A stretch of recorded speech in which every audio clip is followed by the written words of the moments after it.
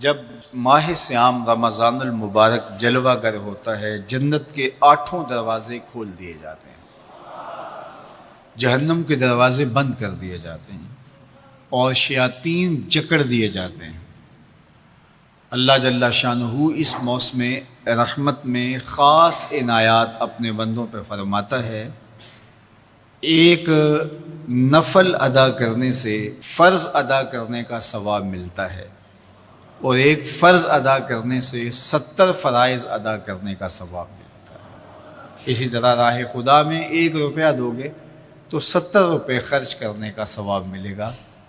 اسی طرح باقی نیکیاں بھی جتنی بھی ہم کرتے ہیں، وہ 1 نیکی کریں گے تو 70 گنا اجر ماہ صیام میں ہمیں نصیب ہوتا ہے۔ اس لیے اہل ایمان کا یہ طریقہ ہے کہ وہ اس مہینے میں کثرت کے ساتھ تلاوت کرتے ہیں، کیونکہ 1 مرتبہ اگر قرآن مجید پڑھ لیا تو 70 مرتبہ قرآن مجید پڑھنے کا ثواب نصیب ہوا۔ ماہ صیام میں چونکہ شیطان بندھا ہوا ہوتا ہے تو ہم اپنے آپ کو نیکی کی طرف اگر لانا چاہیں تو اتنی رکاوٹیں نہیں ہوتی جتنی عام دنوں میں ہوتی ہیں، لیکن اس کے باوجود بہت سارے لوگ ہیں جو رات کو بڑا پکا ارادہ کر کے سوتے ہیں کہ میں صبح وقت پہ اٹھوں گا اور نوافل بھی پڑھوں گا اور نماز بھی ادا کروں گا، لیکن جب صبح ہوتی ہے تو انہیں یا تو جاگ نہیں آتی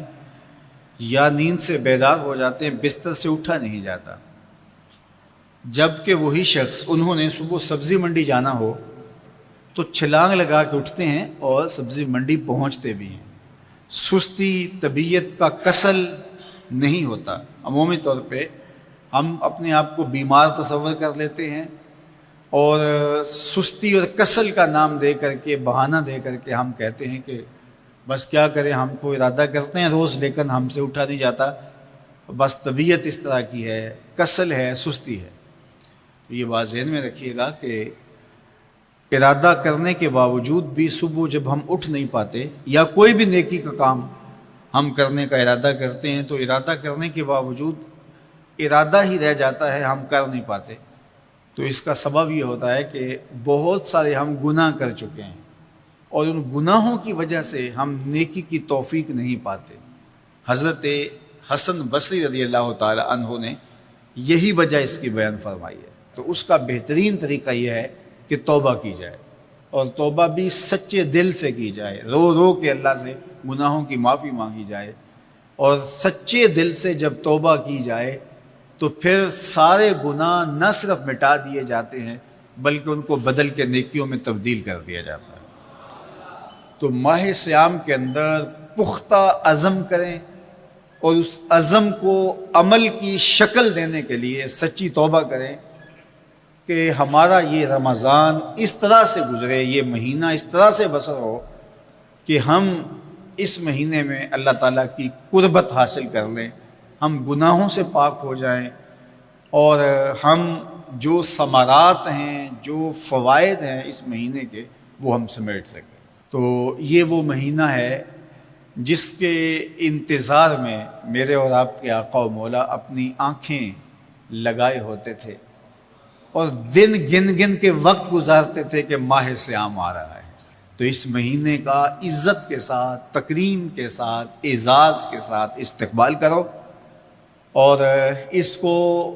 پلکوں پہ بٹھاؤ، اس کو دل پہ بٹھاؤ۔ اس مہینے کی تکریم یہ ہے کہ اس میں ہر برا کام چھوڑ دیا جائے۔ اگر کوئی شخص برا کام نہیں چھوڑتا اور روزے رکھتا ہے تو میرے اور آپ کے آقا و مولا کا ایک فرمان سن لیجئے، من لم یدع قول الزور والعمل بہ فلیس للہ حاجۃ فی ان یدع طعامہ و شرابہ۔ فرمایا کہ جو جھوٹ اور برے کام نہیں چھوڑتا اس کے بھوکا اور پیاسا رہنے کی اللہ کو کوئی ضرورت نہیں ہے۔ تو روزہ خوراک بچاؤ مہم نہیں ہے جو چلائی جاتی ہے، بلکہ یہ تزکیہ نفس کا موسم ہے، باطن کی صفائی کا موسم ہے، اور باطن کی صفائی نہیں ہوتی جب تک ہم کوشش کریں۔ آپ کے بدن پہ بہت ساری میل چڑھی ہوئی ہے اور جمی ہوئی ہے بدن کے ایک ایک عضو پہ میل، تو آپ پانی میں چھلانگ لگا کے باہر بھی آ جاتے ہیں تو میل نہیں اترتی، چلو کچھ نہ کچھ فرق تو ضرور پڑ جاتا ہے، لیکن میل نہیں اترے گی۔ میل کب اترے گی؟ جب آپ اپنے بدن کو مل مل کے اس کے اوپر صابون لگا کر کے اچھی طرح سے اس کو جب اتاریں گے محنت کوشش سے، تو پھر آپ کا بدن مہک جائے گا، ہلکا پھلکا ہو جائے گا، میل اتر جائے گی۔ یہ موسم رحمت ہے، اللہ کی رحمتوں کا می برسے گا، اس سے کچھ نہ کچھ فائدہ تو ہوگا ہی، لیکن حقیقی فائدہ وہی حاصل کرے گا جو اپنے گناہوں کو مل مل کے دھوئے گا اور اپنے آپ کو صاف کرنے کی کوشش کرے گا۔ تو اپنے من کے میل اتارنے ہیں، اپنے باطن کے میل اتارنے ہیں، اپنے اعمال کی درستگی کی کوشش کرنی ہے۔ صلاۃ التراویح مسجد میں نہیں آ سکتے تو گھروں میں پڑھ لیجئے، جس طرح بڑی عمر والے لوگوں کو، بیمار لوگوں کو کہا گیا کہ آپ گھروں میں پڑھ لیں، بچوں کو کہا گیا، لیکن چھوڑیے گا نا، یہ رمضان المبارک کا خاص عمل ہے۔ آج کل دین بیزار طبقہ مختلف جگہوں پہ بیٹھ کے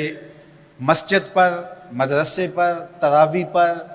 ان چیزوں پر تبصرہ کر رہا ہے اور اتنا ہلکا ثابت کرنا چاہ رہا ہے ان امور کو، جس طرح یہ چیزیں ہوتی کچھ نہیں ہیں، جبکہ ماہ صیام کے قیام پر میرے اور آپ کے آقا مولا نے بشارت دیتے ہوئے فرمایا، من قام رمضان ایمانا و احتسابا غفر لہ ما تقدم من ذنبہ، جس نے رمضان المبارک کی راتوں میں قیام کیا ایمان اور محاسبہ نفس کے ساتھ، اللہ اس کے پچھلے سارے گناہ معاف فرما دیتا ہے۔ یہ بہت بڑی دولت ہے، تو اس دولت کو ضرور سمیٹیے گا، ضرور حاصل کیجئے گا، من کی ستھرائی، عفت اور پاکیزگی کا سامان کیجئے گا۔